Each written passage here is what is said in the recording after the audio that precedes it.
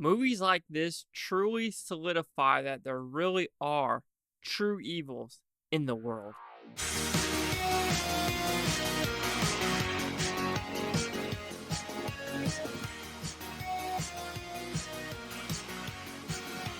Chase Oyaki here with the Blue Futon reviewing Sound of Freedom. What's this about? A pretty simple premise. This is based off a true story of a Homeland Security agent who he is in the field for about 11 to 12 years doing the sex trafficking, the child endangerment, the pedophilia. And I think at the 12-year mark, he finally realized, wait a minute, I'm catching the pedophiles, but I'm not actually catching these children or bringing these children back to their home, to their family. And now he gets sucked into the Colombian, Honduras, South American child slavery trade, sex trafficking trade, and will he be able to bring a family together? So, do you like this film? This is a good film, but it's hard for me to say, oh, it's a fantastic film just because of the source material. It is a hard watch, even though it's not graphic. There are a lot of implications of yeah, this child's about to get raped, or it's yeah, there's some sexual assault with this child, and you're just like, shit. It does not make you feel good whatsoever. This is not a feel good movie. Yeah, there are some feel good parts of these children going back to the parents, but then you still realize these children are going to be traumatized. These children have been through hell and back, and you expect them to kind of go back to their normal lifestyle, which they won't, because how can they trust some people anymore? It's just horrific. I mean, the movie experience as a whole is an A+ experience. The acting is fantastic.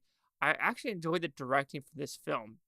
It's actually very simplistic, but I like the centerness of it. For some reason, there are some cameras that kind of say, oh, this should be center, or this should be center. No, this center is focusing on the people, on the subject matter. And I think he did it on purpose to make your eyes on the center of the screen and not say, oh, what's over here? What's over here? Now, focus right here. I have your full divided attention right here. And I actually enjoy that. And that's very simplistic filmmaking. But for a movie like this, it needed to happen because there are elements of this where it's hey, no squirrel moments. You need to pay attention because this stuff is real and it's happening right now. And it could be happening right next door on your neighbor, across the block, the next country over. What do you know? Because it is happening and it is a pandemic of horrendousness that should be happening. So when I come with, apparently it took 5 years to make, which is kind of weird that no big budget movie would try to make this, which I'm curious what the Monday totals are going to be. Why I say that? The 1 o'clock showing, sold out. The 4 o'clock showing, sold out. The 7 o'clock showing, sold out. I had to get this tickets weeks in advance to actually see this movie.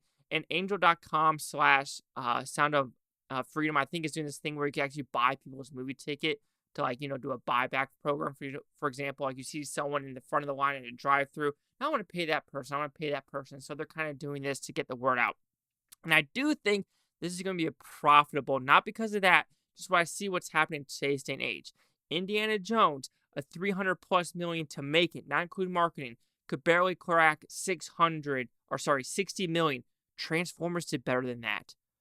Who would have thought Transformers would beat Flash and Indiana Jones? I digress. The Kraken movie only did 5.2 for the weekend. I truly think Sound of Freedom is going to do better than Teenage Kraken overall. And that's truly says something remarkable about this film. Are there any negatives? You could say it didn't need to be 2 hours and 15 minutes, and it did drag in some scenes, or some characters were kind of background characters where it's ooh, they're kind of interesting, but you don't give them enough meat on the bones to have them be in the foreground, which okay, if you're not going to do that, kind of put them in the background. There's this character that's a billionaire that loves to kind of be a cop and help the cops with his money. And I think that's a fantastic storyline that could have been on the foreground, but it kind of wasn't. And we are focused on this guy that was in the cartels to talk about his horrible backstory. So like I said, there are some interesting characters to, just have your hands in. You're okay, I want to know more about this. But then there are some shots where you're can we cut that a little bit because I'd rather focus more on this person. So I do enjoy it overall, and I would say that's the only negative is the pacing. Did I cry? There were some moments where I was yeah, something's happening, and I know some people are saying past lives made them bawl. See, stuff like this makes me cry when it has to do with children. Pedophilia. Screw pedophiles. And this joke of saying we're coming for your kids, the government saying that, some of these, the month of June people are saying it. Like, oh, it's just a joke. Nah, fam, it's not a joke. And you have teachers doing it, telling 10-year-olds to get on Grinder. 10-year-olds Grinder. And we're saying that's normalized. No, that is literally open a door for sex trafficking, sexual endangerment, and child endangerment, period. Dot. And we have these adults doing it. We're trying to normalize it. And if we're really trying to get pedos into the June month people, have their own category, you're going to lose so many people. And the people that are saying, oh, pedophilia is normal, go kick rocks and go to hell. But overall, Sound of Freedom is a great movie. I recommend it. It's not the easiest movie to watch. It's one of those movies that, am I going to watch it again?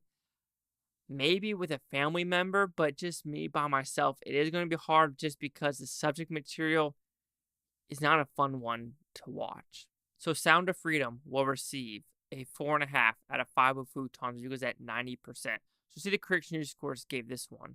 Okay, I'm kind of shocked actually. There's only 12 of them, but it's at a 92%.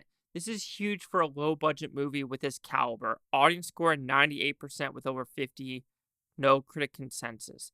I'm impressed. I truly am that this actually got this good review. So we have a 6 out of 10, a 3 out of 4, a 5 out of 5, a 7 out of 10, a 4 out of 5, a 3 out of 4. So a lot of good people, a 3.5 out of 4, a 3 out of 4. The only one that gave it a bad score is a D. That is... Nah, this is not a D. That person has some issues with some of the people involved with the filmmaking. That's my opinion. 90, 92, 98. Chase Talk with the Blue Futon. Like, comment, subscribe. One more things, Futon Toby. You Futon, think it was a great day. I don't care what to say tomorrow, week, for a month, for a year from now. I love every single one of you. And yeah, all I could say is leave the kids alone. And I want Epstein's list. Period. Dot.